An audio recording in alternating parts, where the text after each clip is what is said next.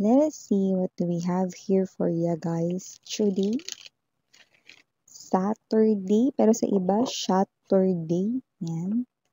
So, ating alamin. Whoever I'm picking up for today.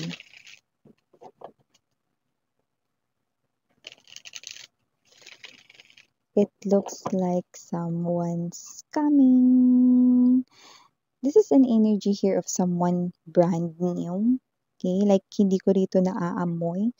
Okay? Ang inyong ex, no? This is someone new. Yan, no? Bagong ka-connect, bagong ka-deal. Pwede rin namang nakilala nyo na bagong kakilala. Sa iba naman, no? Basta amoy bago. Yan, no? Wala tayo ritong amoy luma. Yan, no? Okay? Walang amoy lupa, walang amoy luma. Okay.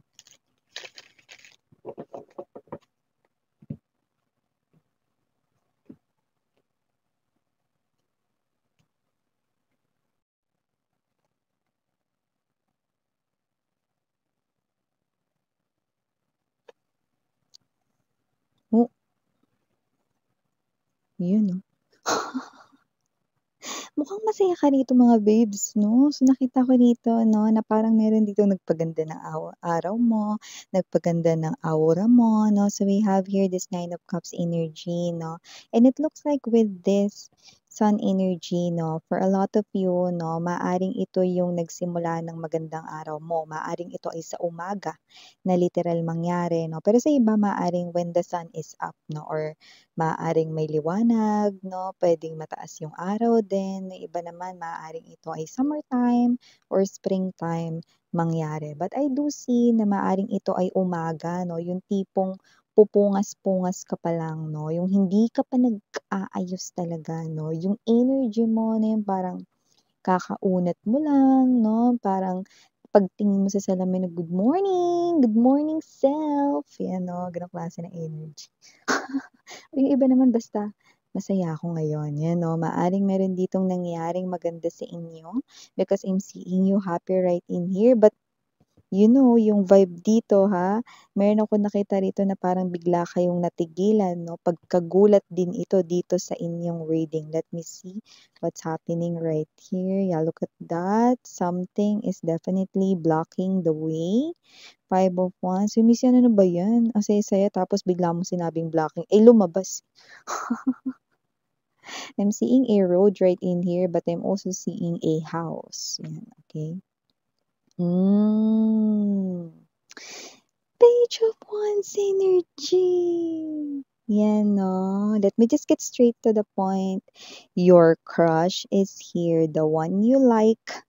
Yan, no? With the Page of Wands energy. The one who always makes you feel excited. The one who always makes you smile, no? Pag nakikita mo siya, napapangiti ka. Yan, no? Ganong klase ng energy rito, no?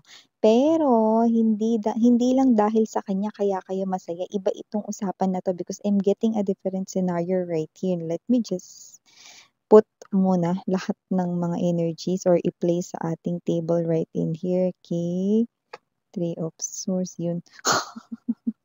See, Ace of Cups, no? Center ng reading ninyo right here. No? This is the person here you like. Page of Wands energy. The person who inspires you a lot. Okay? Pero meron dito nakakatuwa na mensahe tayong nakikita. Ayan, no? Ayan na, nag-overthinking na, no? Okay, Eight of Swords, Four of Swords. Message coming in. Eight of Wands, bottom of the deck. I go. You know, see, we have here the Ace of Swords energy, no? Yan. Okay. Page of Cups.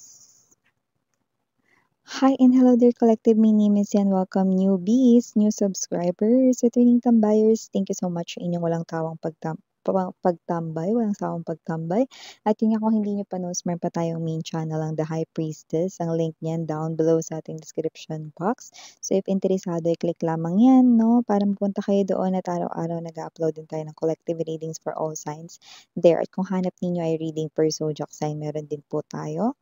There, at tandaan ninyo lahat ng gender dito, babae, lalaki, LGBT, lahat tayo welcome. Just take only what resonates, and by the way, timeless ito. Ibig sabihin, sa iba nangyari na ito, sa iba naman pwedeng nangyayari na, sa iba naman ay hindi pa maaaring mangyayari pa lamang. Kaya naman, just take only what resonates. So here, this is the scenario that I'm picking up, no? Remember what I've told you kani-kanina a while ago, 'di ba? Sabi ko sa inyo marami-rami umaga ito mangyayari 'no, yung energy ninyo na parang happy kayo rito, may magandang balita with this Nine of Cups energy 'no, na talaga namang ikinaganda ng mood ninyo. Puwedeng gabi pa lang alam niyo na itong magandang balita na 'to. Puwedeng may kinalaman din yung iba 'no, sa inyo ritong crush, 'yan 'no, or sa taong gusto ninyo. Pero sa iba naman puwedeng meron ditong magandang nangyari sa'yo sa ibang bagay 'no. Baka yung iba puwedeng na-promote sa trabaho, yung iba naman puwedeng meron ditong nagpasaya na parang siguro na-approve yung leave, yung iba naman dito puwedeng meron dito 'no na energy ng, gala 'no with friends na matutuloy 'no, or yung iba naman dito baka merong family reunion 'no, sama-sama 'no, kita-kita with family 'no, relatives 'yan 'no. Meron ditong bagay na nagpasaya sa inyo, iba naman puwedeng meron kayo ditong wish na natupad particularly 'no, puwedeng may kinalaman sa love life ninyo, puwedeng may kinalaman sa financial area ninyo 'no, or sa inyong personal life, okey?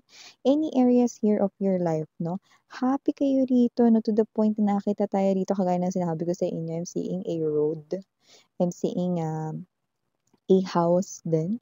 So, it looks like 'no, nakukuha ko rito, possible na puwedeng lumabas kayo or nasa labas kayo ng umaga, okey? Alam mo naman yung normal na ginagawa ng isang tao, 'di ba? Siyempre bago magkape anong gagawin? Puwedeng ubos na yung kape bibili sa tindahan, 'di ba? Or bibiling pandesal, ganyan, 'di ba? Or bibili ng pang-breakfast, so bibiling itlog sa labas 'no, mantika, yan mga ganyan mga kailangan 'no. Ta's pakanta-kanta pa kayo ng la la la la la.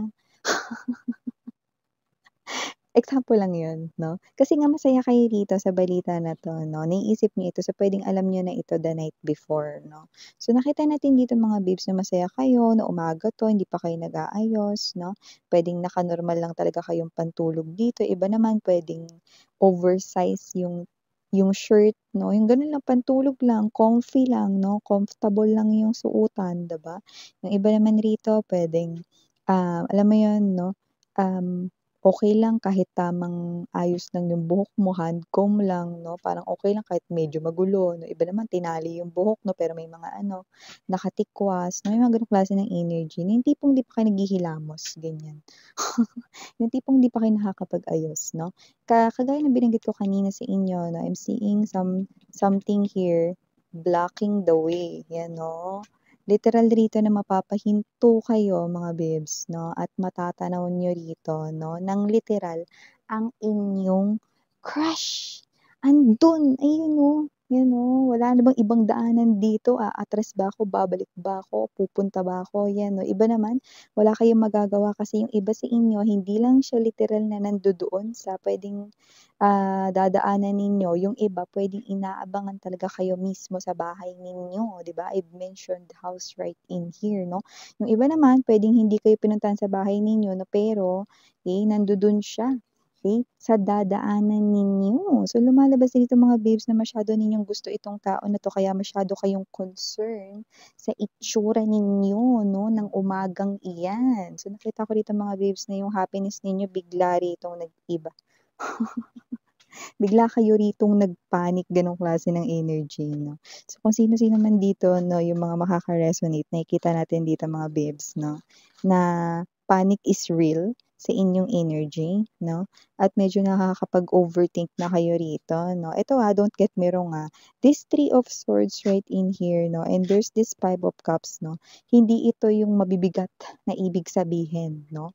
Okay, nakakuha tayo rito ng very, very light 'no, to moderate na ibig sabihin. Anong ibig sabihin nun Miss yan 'no, nag-o-overthink kayo rito dahil hindi kayo nakapag-ayos 'no, babae man kayo, lalaki kayo, LGBTQs 'no. Feeling ninyo baka may muta pa kayo sa mata, yung pasintabi sa mga kumakain.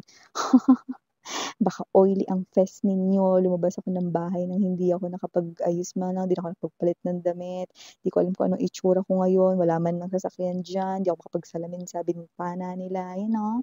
So, parang you're worrying right here, 'di ba, parang nagpa-panic ka, "Anong gagawin ko, hindi ako nakapag-ayos dito, si crush pa naman 'yan sa lahat naman ng makikita ngayong umaga, bakit ngayon pa?" 'Yan, 'no? So, may energy-ng gano'n. So, nag-o-overthink kayo with this Eight of Swords right in here na nakikita natin dito mga babes, na iniisip ninyo na 'pag nakita niyo kayong ganyan 'no, hindi niyo pa yung iba sa inyo hindi niyo alam 'no, kung sinong crush niyang crush ninyo 'no, pero yung iba hindi niyo iniisip yun, basta ang nasa isip niyo lang ngayon 'no is ano, yung itsura mo ng umaga na yan kasi basta ka lang naman lumabas the normal or yung usual mong ginagawa tuwing umaga, bibiling kape, bibiling pandesal, lalabas, 'yan 'no. Tatali lang yung buhok, hindi pa sinuklay, 'di ba? Or kung ano na yung damit mo, yun na yun, bibili ka lang naman, 'di ba? So, may gano'ng klase ng energy, eh, umaga pumunta. Or pumunta 'to ng araw na hindi ka nakapag-ayos. Yung iba, sabi ko nga sa inyo, maaaring hindi ito umaga, pero nakataas yung araw. Ibig sabihin may liwanag pa. So, puwedeng pumunta ito sa araw na rest day kayo, day off kayo, or yung energy na ano, nasa bahay lang kayo, ganyan, 'no? So, may energy rito 'no, na medyo nagpa-panic kayo rito 'no, kasi nga naman si crush 'yan, eh. Hindi naman 'yan yung friend mo na lagi mo ritong kakwentuhan, hindi naman 'yan yung tsismosa mong kapitbahay na laging nagsasagap ng tsismis, 'di ba? Si crush 'yan, miss 'yan. Alam ko kaya ka nga nagpa-panic rito, nag-o-overthink ka dito masyado, 'yan oh. So, nakikita ko dito na ikaw talaga yung sadya niya, yung iba talaga sa inyo, sa bahay talaga nila kayo pupunta. At yung iba kaya rito mga babes 'no, nandiya-diyan sa kalsada 'no, dahil nagtatanong yan ng direksyon because I'm seeing a road, I'm also seeing an energy here of a stranger. This person could be asking direction kung saan ang bahay niyo. Yan, puwedeng gano'n 'no. Yung iba naman na alam yung bahay ninyo, dun na dumiretso 'no, at kaya hindi kayo makapasok rito 'no, sa sarili ninyong bahay 'no, kasi nandun siya, nakaharang sa pinto. Ayan, oh. See? Hindi mo alam kung ano, wala naman kayong backyard dito nung taray, yaman may backyard. So, so hindi kayo makapunta rito, kasi saan kayo dadaan dito, 'di ba, iisa lang naman ang pintuan niyo rito 'no, at yung bintana nandodo'n din. So, paanong dadaan kayo rito, lalo na kung yun talaga ang mismong setup ng bahay ninyo, 'di ba? Alangan namang hindi mo siya rito pansinin 'no. So, nakikita natin dito na ang weird rin naman 'no, kung may backyard talaga kayo at may bintana kayo ta's dun kayo dadaan 'no, eh, maingay yung nanay ninyo, yung kapatid, "Bakit diyan ka dumaan?" 'Yan 'no, 'di ba? Eh, di nagkaano na, "Huwag maingay." 'Di ba? So, may gano'ng klase ng energy. So, nag-o-overthink kayo rito, hindi niyo alam kung papaano kayo rito haharap. So, nakikita ko rito na wala pa rin kayong choice 'no. Alam mo may energy rito na hihintayin niyo siya na umalis diyan sa harapan, 'yan 'no. Ito yung time na wala kayong cellphone, wala kayo ritong kahit na dalang kahit na ano, okey, na puwede ninyong itawagan yung nanay ninyo na sabihin mo na umalis muna siya diyan kasi ano, eh, sabihin mo umalis ako, 'di ba? Yung mga gano'ng klase ng bagay 'no, wala, as in wala kayo ritong magiging way 'no, pero ang gagawin niyo lang dito is aantayin niyo siya na umalis 'no. Pero this message is coming in advance. So, meaning to say marami-rami yung hindi pa 'to nangyayari. So, wala ring kuwenta kahit antayin niyo siyang umalis dun kasi hindi siya aalis sa tapat ng bahay niyo. Yun nakikita natin dito, okey? So, ang tanging way lang is salubungin mo siya, 'yan 'no.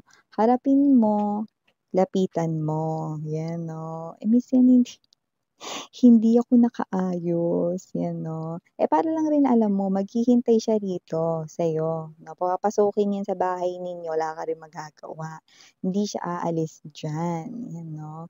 New crush ito, new love ito. So, puwedeng katrabaho mo 'to, kaklase 'no, sinadya talaga kayo rito, na iba siguro sa inyo na puwedeng absent ng ilang araw, 'yan 'no. So, may energy-ng gano'n din 'no. May iba naman dito 'no, puwedeng yun nga 'no, puwedeng may kailangan siya sa'yo because of work or whatever 'no, 'yan, okey? Maybe meron kayong project together or whatever, basta pinuntahan ka niya rito 'no. So, nakikita ko dito 'no na, hindi kayo rito makakatingin 'no, sa kanyang mata rito 'no, pero yun nga magkakausap kayo, "Eh, bakit ka nandito?" Ay hindi parang yung energy na, "Eh, busy ka 'di ba, 'wag ka na tumuloy."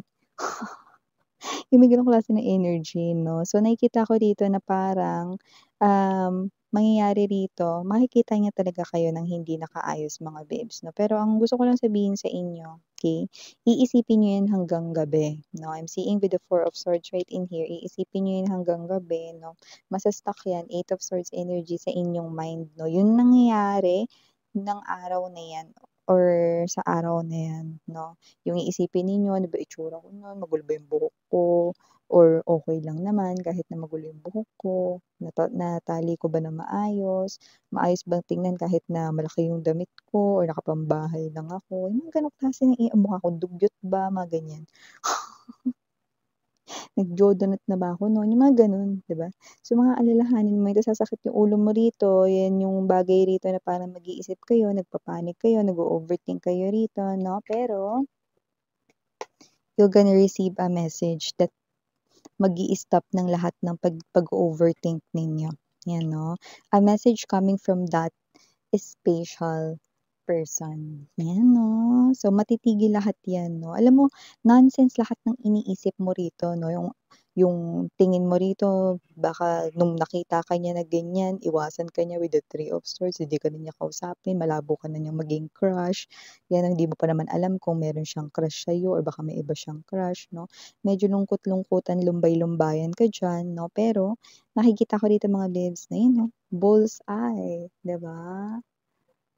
Cupid's arrow 'yan that will definitely strike doon sa middle. So, meaning to say, okay, this person na crush mo dito 'no, meron talagang chance that this person here 'no, crush ka din niya. So, yun na nga 'yan 'no, with this Ace of Swords energy, Seven of Cups right in here, Page of Cups, definitely an offer right here 'no. This person, you're gonna receive an offer 'no, and it's a date, 'yan 'no. Parang mabibingi ka pa dito kunwari 'no, or parang kayo ito na tama ba yung basa ninyo, kukumusin niyo pa yung mata ninyo 'no, kung tama ba yung basa ninyo. This person here is asking you, parang gano'n yung dating ng message 'no, to go out on a date 'no. Ibe-verify mo pa 'yan, ikaw tsaka ako lang, 'yan 'no. Parang maiisip mo rito, it's like a date. Yes, it is a date. This person here, nakikita ko rito 'no, that this person, he or she is hiding this kind of secret 'no, that will be revealed 'no, sa inyo sa mga darating na buwan 'no. So, meron talaga itong imagine mag-e-effort ba 'yan, kung katrabaho mo 'yan, kaklase mo 'yan, pupuntahan ka ba niyan kung hindi ka rito special sa kanya, see, 'di ba?